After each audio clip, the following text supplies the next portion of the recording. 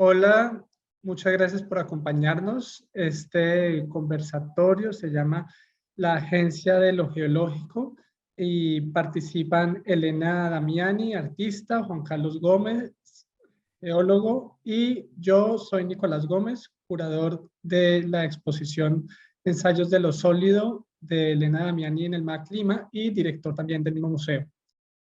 Esta conversación, este conversatorio, lo ofrecemos en el marco de la exposición individual Ensayos de lo Sólido de Elena Damiani, que estará abierta al público en la sala 1 del Museo de Arte Contemporáneo hasta el 25 de septiembre. Y esta charla es posible gracias a la colaboración con el programa público del Pabellón Italiano de la Bienal de Venecia 2022, que a través de una serie de embajadas internacionales formula actividades, intervenciones y debates en torno al problemático balance entre hombre y naturaleza, el desarrollo sostenible y territorio, ética y rentabilidad. Comienzo presentando a los invitados. Elena Damiani es artista, actualmente vive y trabaja en Lima. Estudió arquitectura en la Universidad Peruana de Ciencias Aplicadas para luego graduarse en artes plásticas en la Escuela Superior de Bellas Artes Corriente Alterna en 2005. Luego, en 2010, recibió su maestría en Bellas Artes en Goldsmiths College en Londres. Su trabajo ha sido presentado en el Centro de Creación Contemporánea de Andalucía, C3A, en 2022, en Dakar Art Summit en 2020, en The Paul Art Museum 2020, MoCA Montpellier Contemporain 2020, en Galería Nazionale de Arte Moderna en Roma en 2019, en la Bienal de Gwangju, Museo Amparo Puebla, en el Museo Universitario de Arte Contemporáneo de México, en la Trienal de Poligráfica de San Juan, Bienal de Viena, Bienal de Venecia en 2015, entre muchas otras locaciones, instituciones de gran relevancia a nivel internacional. Elena obtuvo la beca y comisión Artista Emergente de la Cisneros Fontanals Art Foundation, CIFA, en 2016, la comisión de la American Society para el David Rockefeller Atrium en 2014, y su obra se encuentra en colecciones internacionales como la del MoMA, Nueva York, el Mali, el Museo de Arte de Lima, la Galería Nazionale de Arte Moderna en Roma, el Thyssen-Bornemisza Art Contemporary Collection, Art Jamil Collection, Colección Patricia Phelps de Cisneros, Museo Tamayo, el Pérez Art Museum de Miami, Cádiz Art Foundation, Cisneros Fontanals Art Foundation, entre otras colecciones también de inmensa relevancia. En diferentes medios y principalmente a través de la escultura e instalaciones, Elena interpreta imágenes y materiales asociados a la arqueología, la geología y la cartografía para confrontar los discursos y presunciones de verdad científica, supuestamente inamovible y eterna, y propone formas alternativas de contemplación y análisis de la geografía y la naturaleza. Por ello, para este diálogo también invitamos al geólogo Juan Carlos Gómez. Me permito presentarlo también. Juan Carlos es ingeniero, geólogo de formación, investigador senior en geodinámica superficial del Instituto Geofísico del Perú, con especialidades en investigaciones sobre el medio ambiente, desarrollo sostenible y estudios geológicos, geodinámicos y geotécnicos a nivel nacional aplicados a la gestión del riesgo de desastres. Es docente en las universidades Ricardo Palma, en UTEC y Agraria La Molina, y en la actualidad se desempeña el cargo de director de Ciencias de la Tierra Sólida en el IGP. Muchas gracias por acompañarnos, Elena y Juan Carlos. Les cuento también un poco sobre la muestra que tenemos, una manera de introducción de esta charla. La exposición en el MAC Lima, titulada Ensayos de lo Sólido, que es posible gracias al apoyo de Gallos Mármol, Revolver Galería y los benefactores del museo, reúne un conjunto de esculturas en mármol, travertino y bronce, entre otros materiales, que como materia de la misma tierra revelan información de tiempos antiguos, que es la memoria de nuestro planeta y quizás las pistas para suponer los tiempos futuros.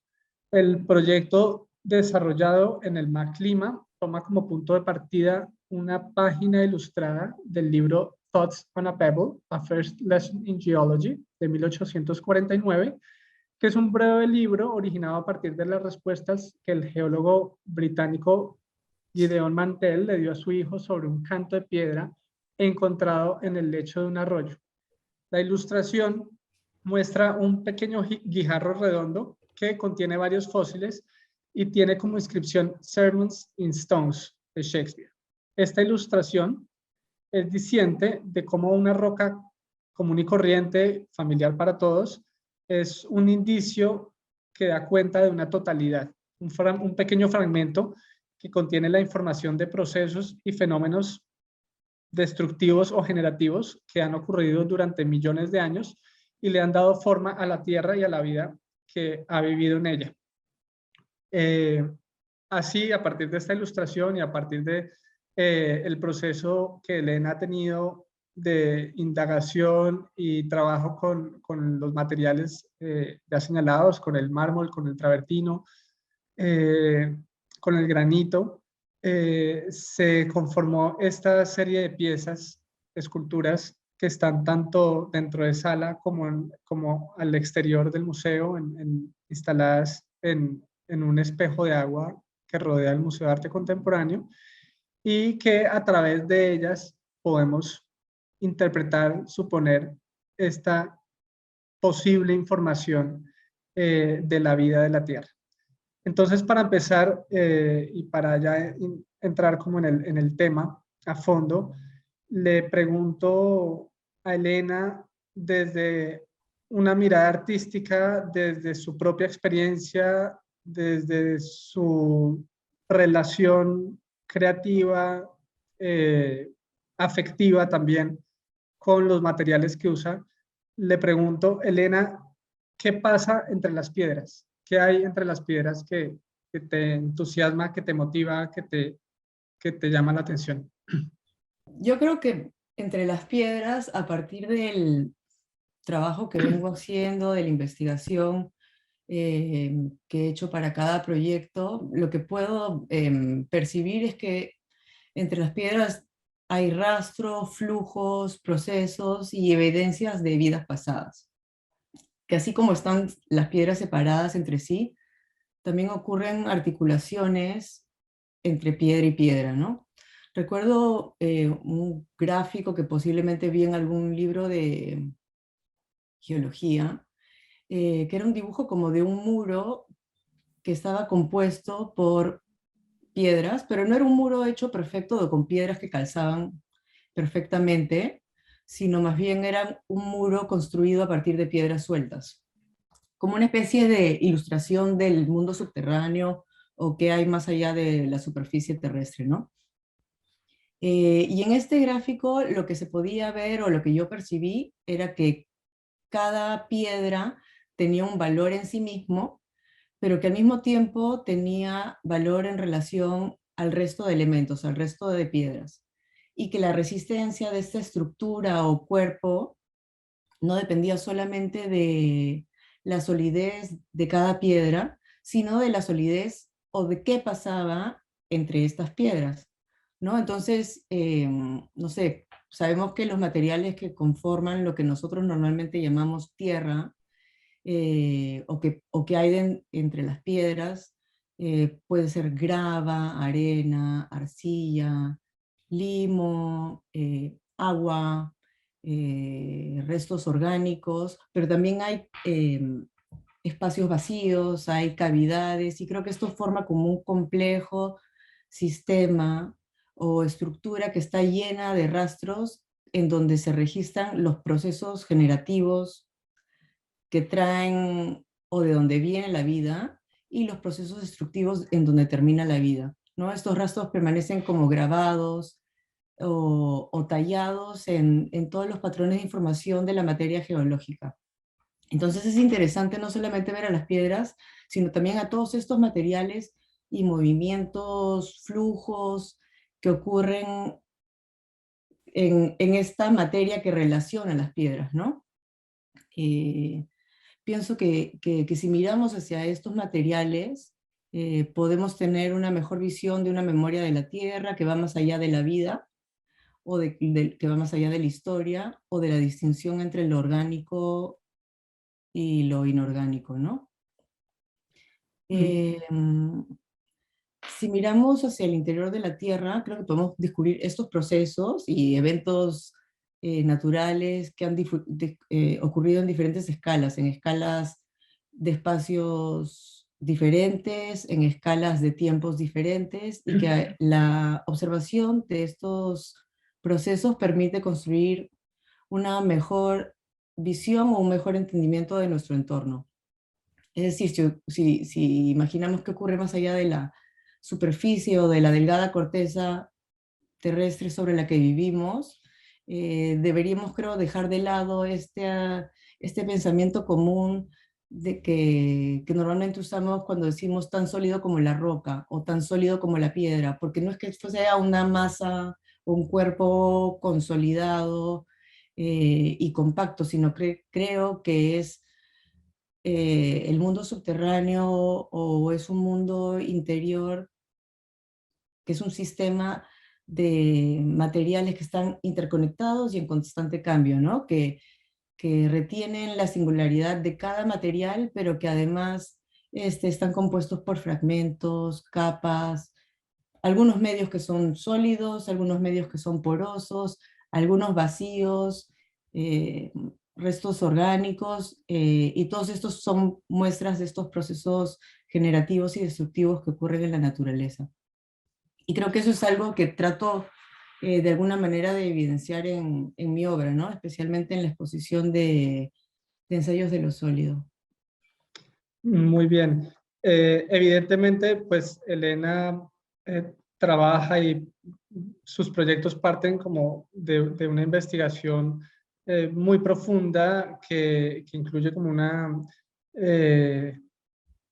inmersión en los contenidos científicos, en la bibliografía, en las referencias de otras disciplinas, que luego traslada y convierte en sus piezas también desde una práctica y una mirada también poética, y me interesaba ver cuál es esa mirada poética a la pregunta de qué hay dentro de la piedra. Que además es muy sugerente lo que respondes, pensar que es vital, que la piedra no es un ente inerte, sino que es un sistema. Y esto pues abre también como un nivel de interpretación y de significado mucho más amplio sobre esta materialidad. Paso entonces a preguntarle a Juan Carlos desde su visión científica especializada en este tema, la misma pregunta. Juan Carlos, ¿qué hay entre las piedras? Para un geólogo, ¿qué hay entre las piedras? Bien, no, es muy interesante lo que ha comentado Elena sobre eso, ¿no? De hablar que la piedra en realidad no es algo totalmente inerte, ¿no? Sino hablamos de un ciclo dinámico en esto, ¿no? Entonces, yo justamente escuchando a la Elena se me ocurre esto que lo conocemos muy bien desde el colegio todos, el ciclo del agua, ¿no? Por ejemplo, el ciclo del agua sabemos que las nubes, la lluvia, después el agua llega a la tierra, a los ríos, nuevamente llega a los mares y comienza a volver el ciclo, ¿no? Exactamente así como es el ciclo del agua, hay el ciclo también de la formación de las rocas. Y lo que ahí hablaba bien Elena es que las rocas se forman en el interior de la tierra, salen a superficie, luego se erosiona esas rocas en superficie, son trasladadas por los elementos, ¿no? El aire, el agua, la gravedad, llegan nuevamente al océano, se depositan y se vuelven a compactar, a litificar y se convierten nuevamente en roca. ¿Se dan cuenta, no? Entonces hay un ciclo también de formación de la roca. De esos materiales sueltos que habla Elena, nosotros le llamamos a los materiales sueltos inconsolidados, decimos sedimento. Todavía no es roca. Por ejemplo, lo que tenemos en Costa Verde, esas gravas, esos en los acantilados, esos de ahí son sedimentos, todavía no es roca. Cuando llegue al mar, al fondo del mar, se compacte, se consolide, pasan a ser roca, ya totalmente sólido. Entonces, por ejemplo, ahora para ver eso de la dinámica y de que la Tierra no es algo, pues, totalmente, pues, digamos, quieto, sino al contrario, totalmente activo, dinámico, tenemos en los sismos y en los volcanes. ¿Por qué se mueve la Tierra? Porque están chocando las placas en el interior. Entonces, cuando hay un sismo, estamos viendo que la Tierra está viva, está en funcionamiento, está en su proceso dinámico. Cuando salen los materiales expedidos por los volcanes, se está formando nuevas rocas, y eso viene del interior de la Tierra.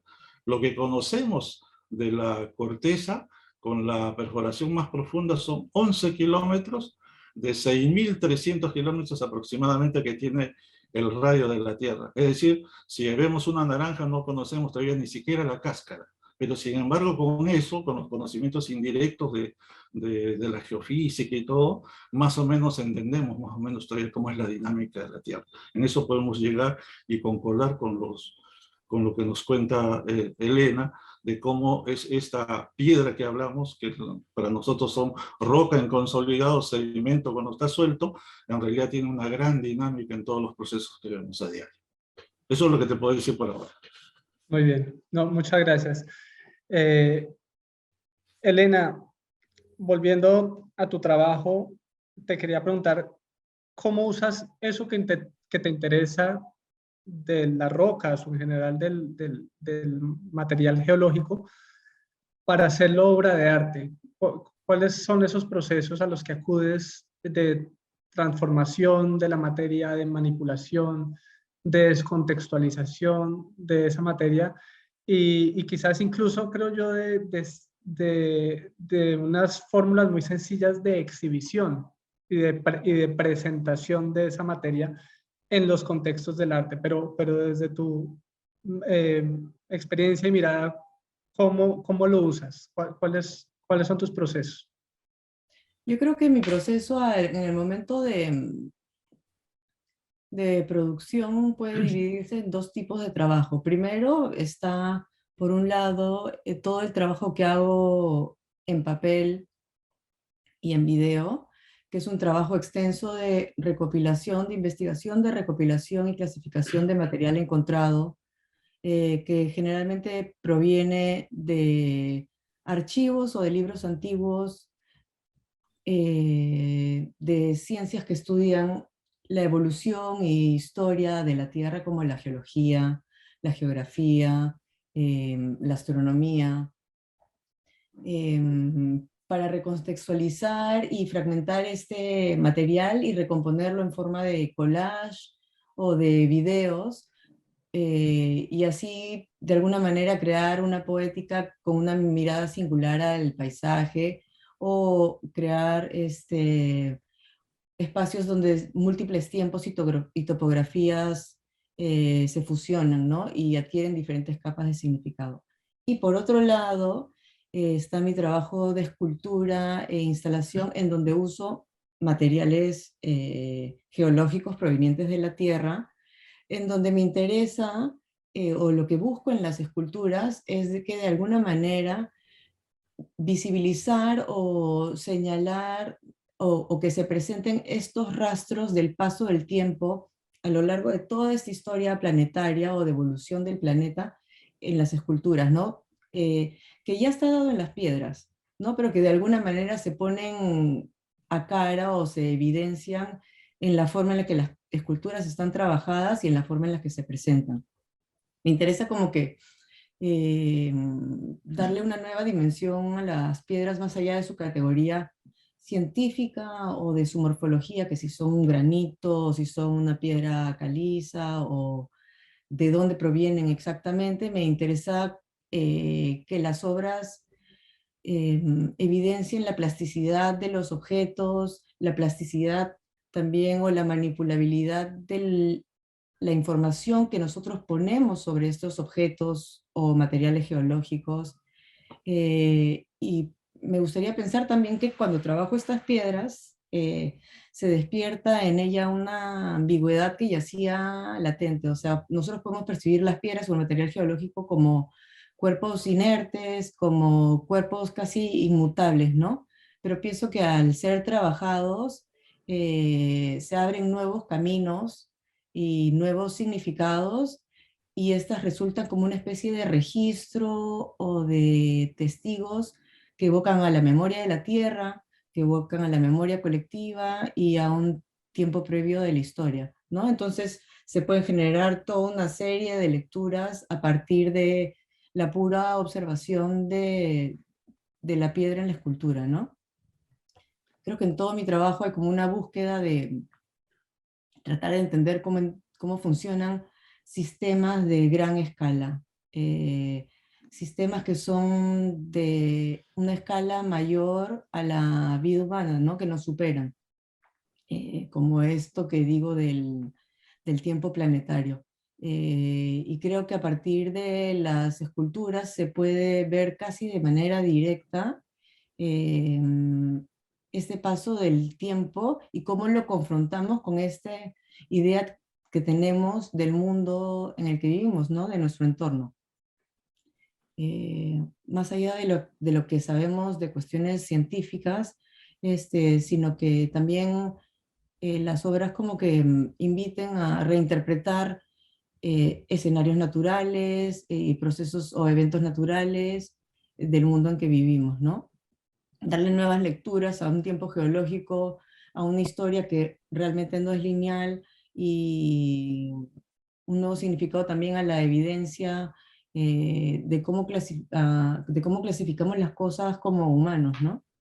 Muy bien, sí, desde el punto de vista artístico, pues con tu respuesta es evidente cómo usas esa información para resignificar conceptos, para ampliar eh, eh, significados, sugerir poéticas pues es como mecanismos comunes, lógicos, coherentes con las prácticas artísticas contemporáneas y es claro como la manera como usas esa información para un objetivo creativo artístico. Ahora, justamente quería más o menos proyectar la misma pregunta o una pregunta similar a Juan Carlos, y es, desde el punto de vista científico, ¿para qué la geología?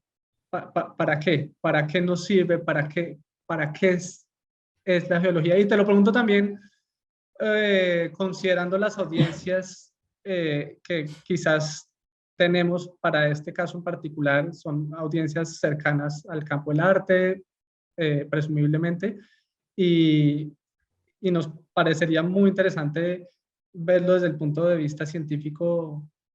eh, ¿Para qué estudiar es aquello que estudian de la manera como lo estudian? Bien, ¿no? Esa es una pregunta que incluso como tú comentaste en la presentación inicial, ¿no? Yo hago un poco la docencia, hago a diferentes carreras, y entonces siempre lo que se preguntan los alumnos, bueno, ¿y para qué estudiamos geología, no? Es como casi como estudiar historia universal, pero mucho más antiguo, ¿no?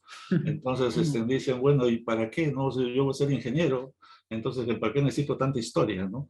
Entonces, pero y lo que vi también, rescato de lo de Elena, hablamos de una escala de tiempo muy grande, estamos hablando aproximadamente de 4.500 millones de años, ¿no? El origen de la Tierra, y de ahí proyectamos hacia la actualidad. Entonces, el interés obviamente es conocer, uno, cómo se originó nuestro planeta y qué procesos rigen para esto, ¿no? Entonces, y no solamente desde el punto de vista de conocer la geología como tal, o sea, la Tierra como tal, sino su entorno, ¿no? Y pues, por ejemplo, ahora ya tenemos en astronomía, ustedes han escuchado el James Webb, ¿no? El nuevo telescopio espacial, ya podemos tener imágenes de galaxias que se generaron hace 13.000 millones de años, ¿no? Entonces, eso nos va dando ya ideas de cómo, en función a eso, también cómo se ha ido formando la Tierra en ese tiempo que tiene desde los 4.500 hacia nuestro tiempo. Y eso, ¿por qué? Porque yo les comentaba, ¿no? Uno de el padre que se considera de la geología, James Hutton, él decía, ¿no? El presente es la llave del pasado, ¿no? Es que si nosotros conocemos los procesos que ocurren actualmente, vamos a poder hacer ese proceso inverso de reconstruir todos los procesos que han ido generando y el actual relieve que vemos en la Tierra, los procesos que se van dando en la Tierra. Si conocemos esos procesos, entonces obviamente nosotros nos podemos preparar para entenderlo. Es como el médico que cuando entiende el cuerpo humano va a poder recetar algo.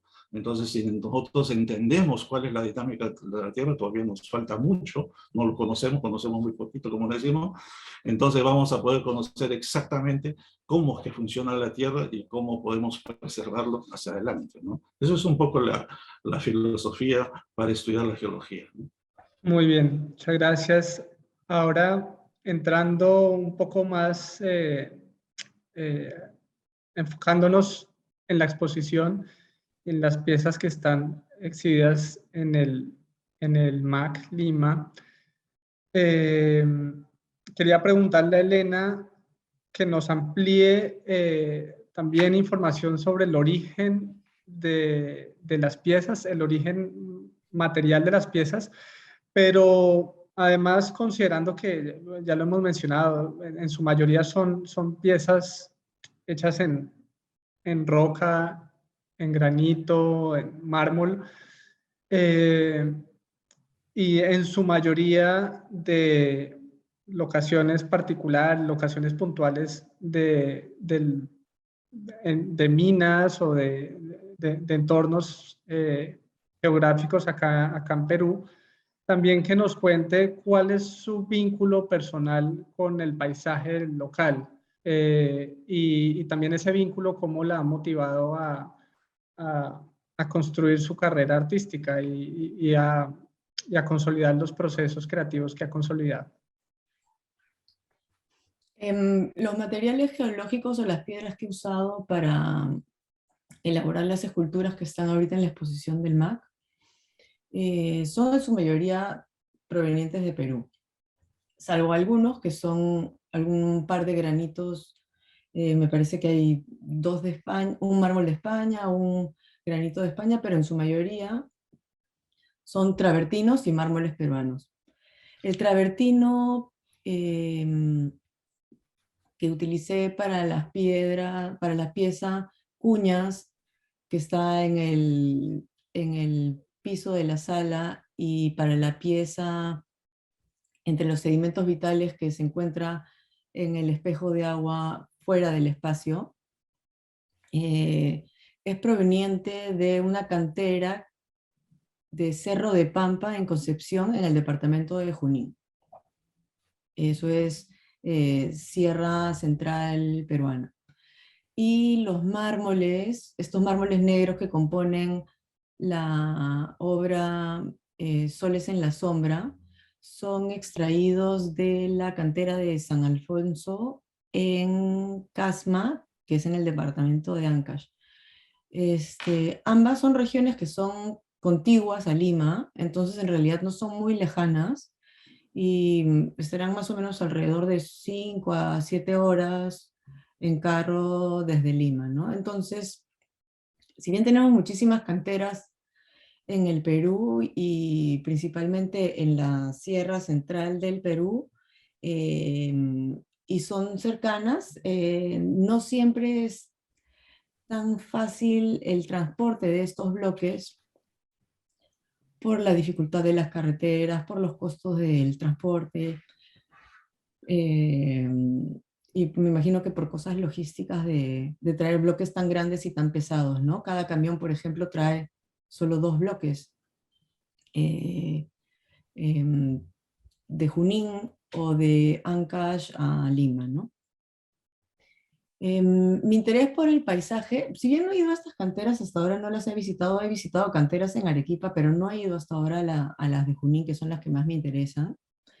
Mi interés por el paisaje y el territorio y la geología, creo que viene desde muy niña, de paseos que hice con mi familia desde chica. Mi familia fue siempre mucho de salir todos los fines de semana a pasear, y habiendo crecido en Lima, que está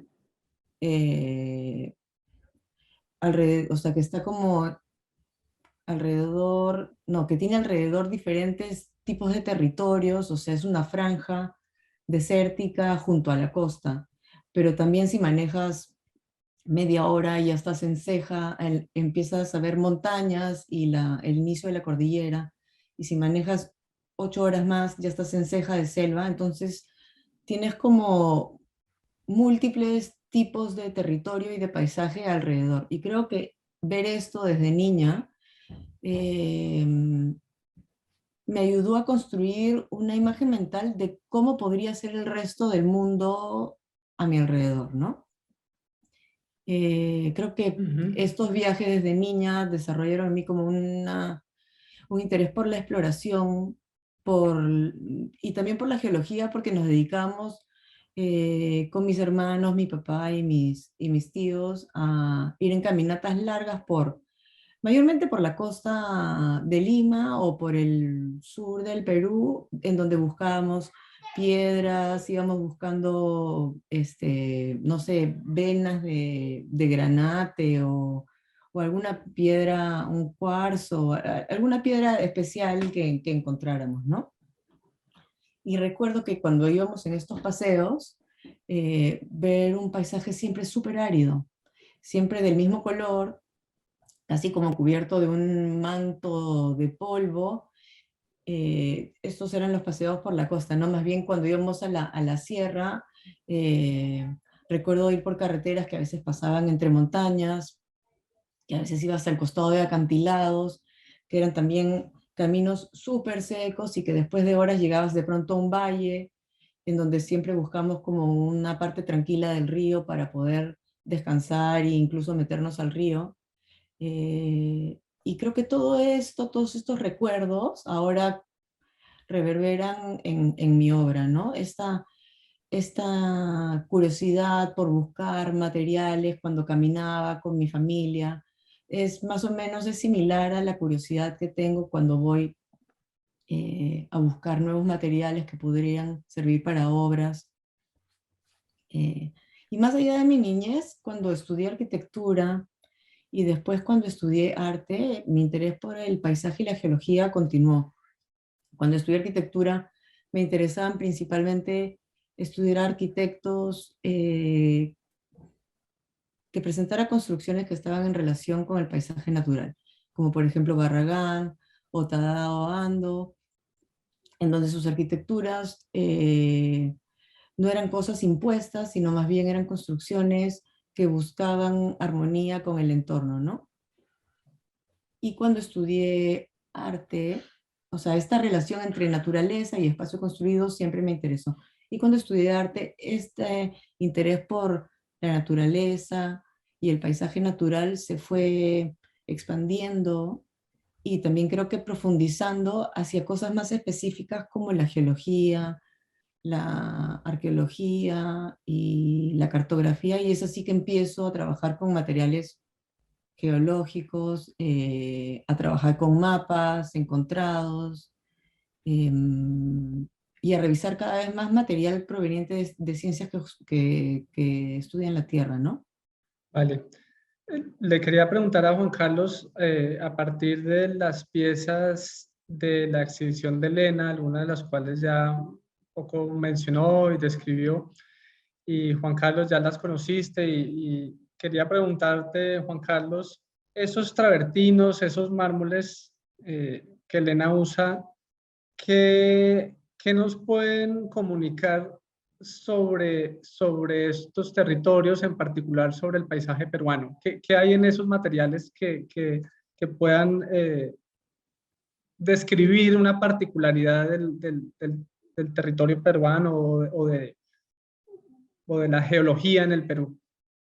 Bien, interesante la pregunta. Fíjate, un elemento importante, no solamente en Perú, sino acá en toda América del Sur, sabemos, es la cordillera de los Andes.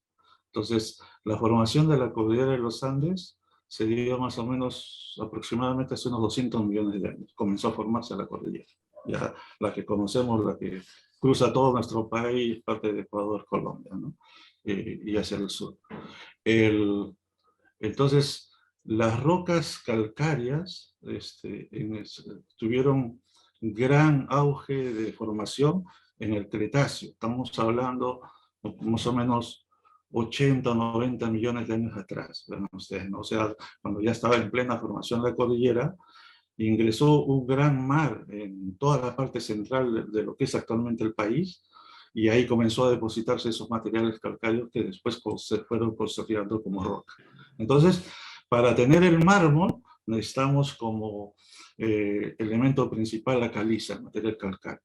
Entonces, formando grandes cantidades de material calcáreo que son estas rocas calizas.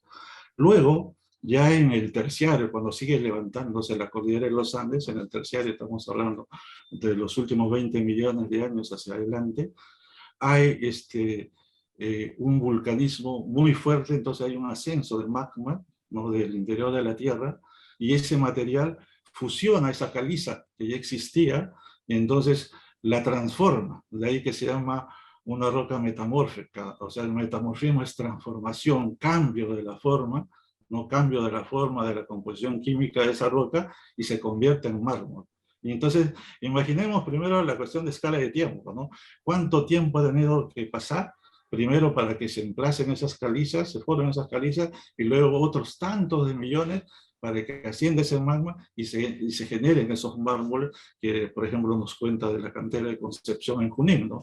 En Junín es una cuenca con gran cantidad de materiales calcáreos, ¿no? Entonces, por lo tanto, hay muchas canteras. Las principales canteras que tienen mármol en el país están en Junín, hay algunas en Ayacucho, Huancavelica, incluso tenemos también en Puno también algunas canteras, ¿no?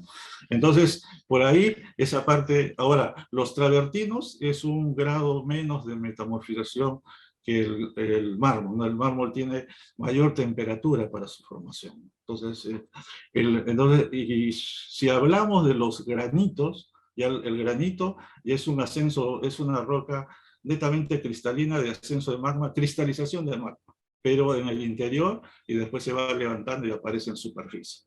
Entonces, ambas rocas tienen un proceso de cristalización muy interesante. Por lo tanto, lo que vemos ya como resultado de la roca, vemos, por ejemplo, en los granitos, que son las rocas intrusivas, muchos minerales, ¿no?, que podemos reconocer en colores blancos, verdes, oscuros y todo, y rápidamente es por su composición. Y el mármol, por las impurezas que va a contener, va a generar formas muy pintorescas, ¿no?, en cuanto allá a la presentación final de la roca como tal, ¿no? Entonces, todo eso es producto de estos procesos de millones de años, y que si vemos, simplemente nos vamos al nivel de cristales, que son esos pequeñitos que nos van conformando las rocas, cada uno tiene una determinada sistema de simetría. Entonces, por lo tanto, algunas rocas las podemos cortar más fácil, otras un poco más difícil, porque ya tiene una simetría de formación de cristalización como tal. Entonces, veamos todas esas cosas que van sumando y que se han mantenido millones de años para que actualmente se puedan utilizar, y lo que nos está mostrando, pues, en esta exposición Elena. Entonces, creo que por ahí es un poco el contexto geológico que les puedo contar, ¿no? Muy bien. Cuando Juan Carlos habla desde el punto de vista científico, hay datos, información que resulta fabulosa, tanto que parece, es tan fabulosa que parece irreal. No sé si me hago entender. Por supuesto, todo es información objetiva, científica, estudiada, pero es data como fantástica, y genera como, es emocionante. Y, y justamente ahí querían como tocar otra pregunta que también yo creo que es como el eje de la exposición y de las conversaciones que hemos tenido con Elena, y es la palabra agenciamiento que hemos utilizado y que también titula esta charla, en el sentido de la posibilidad de accionar, y la posibilidad de expresar, y la posibilidad de hacerse un sentido.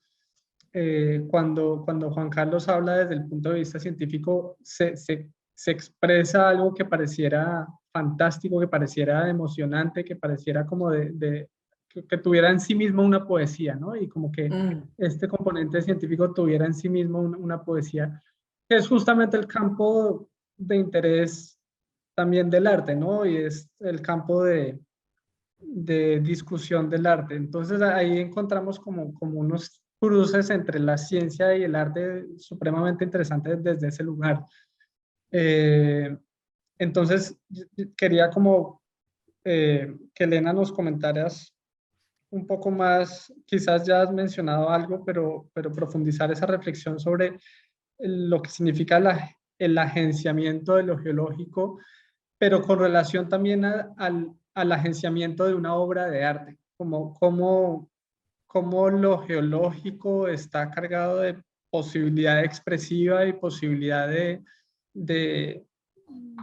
de comunicar un sentido y asimismo es de igual manera funciona con la obra de arte y con la creación.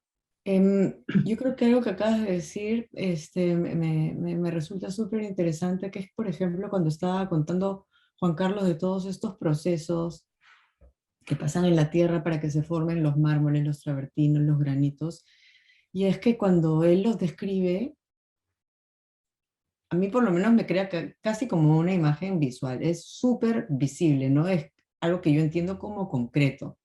Sin embargo, cuando uno a veces observa la Tierra sin tener todo este conocimiento detrás, estos procesos han ocurrido de manera muy, muy lenta, ¿no? Es a lo largo de millones de años. Entonces, normalmente concebimos a la Tierra y a lo geológico como inerte, como pasivo, como inmutable, cuando en realidad los geológicos son casi como cuerpos climáticos, ¿no? Que van cambiando. Y creo que podríamos entender lo geológico como un motor o activador o un poder activo que ha tenido efecto a lo largo de toda esta lenta evolución de la Tierra. Lo que pasa es que, claro, por la tremenda escala de tiempo, es difícil de ver como de repente una agencia que sea mucho más repentina o que tenga consecuencias inmediatas, ¿no? Pero yo creo que si tomamos una mirada en donde incluimos a lo geológico como un agente en el mundo, podemos romper esos hábitos en donde asumimos que lo geológico está ahí y está ahí hace millones de años y así se va a quedar, ¿no? Eh, Creo que tenemos que entender que lo geológico es un agente y que tiene agenciamiento sobre nosotros, eh, y que nosotros también tenemos cierta agencia sobre lo geológico, ¿no? Que algo que es ahora importantísimo, ¿no? Con todo lo del cambio climático. Si tuviera que pensar en cómo este agenciamiento se puede visibilizar de alguna manera en una obra de arte, eh, creo que en la muestra de ensayos del ozoidio he intentado de alguna manera presentar una reflexión o dar visibilidad o señalar de alguna manera a esta vitalidad de la materia, ¿no? No mostrar a la materia como esta cosa o este todo inerte y sólido, sino más bien como algo que está eh, vivo, o sea, vivo a pesar de que es inorgánico, ¿no? Yo sé que hay grandes diferencias entre el mundo orgánico y el mundo inorgánico, pero creo que no tenemos que considerarnos ajenos a este mundo inorgánico, ¿no? Hay esta noción de la vitalidad de la materia, pienso que puede enriquecer increíblemente no solo el arte, sino la arquitectura, la forma en la que vivimos, los hábitos que tenemos en cómo tratamos el mundo en el que vivimos. Eh, y creo que la muestra trata un poco de señalar esta problemática entre la separación de lo orgánico y lo inorgánico como dos ámbitos completamente desconectados, ¿no? Me acuerdo cuando leí Vibrant Matter de Jane Bennett, cómo ella habla de lo geológico como un agente motor en donde nosotros habitamos lo geológico, pero lo geológico también nos habita, ¿no? Quiere decir que nosotros estamos compuestos también de minerales. Necesitamos minerales para poder vivir, son como el fuel, como nos dan energía, lo necesitamos en nuestros cuerpos, entonces, y además no solo lo tenemos en el cuerpo, sino que estamos rodeados de lo geológico, ¿no? Entonces, ella lo ponía como si fuera, claro, un activador para el ser humano y que viene además desde millones de años del ser humano, ¿no? Eh, y creo que esta noción o esta corriente de pensamiento puede